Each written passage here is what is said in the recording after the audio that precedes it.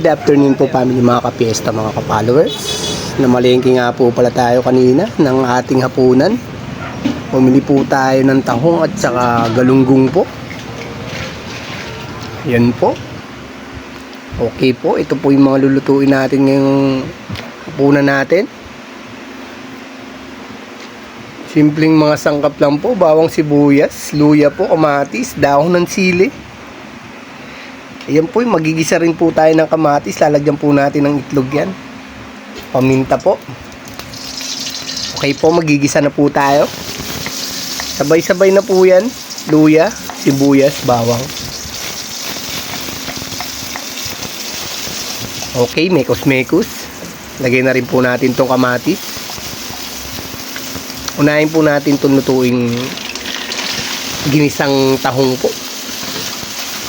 Nilagay ko na nga po itong tahong. Lagyan na rin po natin ng paminta yan. At syempre yung seasoning niya na ginisa mix. Ito nga po pala yung ginagamit ko. Mas malasa kasi ito. Lagyan na po natin yan ng siling na buyo. Okay po. Ayan na nga po. Kumulo na. Lagay na rin po natin itong dahon ng sili. Konting tubig lang po. Kasi medyo natuyo siya eh. Pero mas maganda talaga yung kusang magsasabaw yan. Okay, mekos-mekos lang po. Buksan na po natin yan. Kumulo na po ulit. Ayan po. Halu-haluin po natin yan ulit.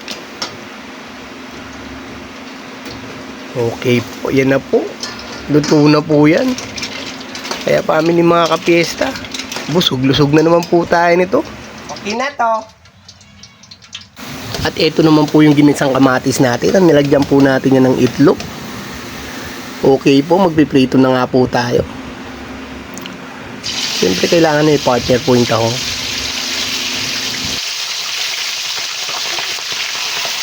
At ayan na nga po family mga kapiesta. Luto na nga po siya. Kakain na po tayo. Tara po family mga kapiesta.